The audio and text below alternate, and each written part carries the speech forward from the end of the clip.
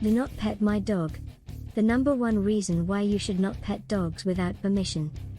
Tilda. As I walked into the general store, a dog came running at Sugar, not in control.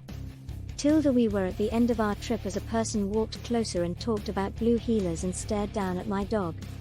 People blame quarantine for the lack of training. Let us be real, you had so much time to research and train your dog during that time. Do you recognize stress body language in your dog before a fight breaks out? These are some questions you need to consider as a responsible dog owner to keep yourself and your dog safe.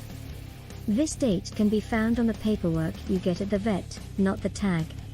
To be honest, a lot of people do not even know when their dog's rabies shot expires,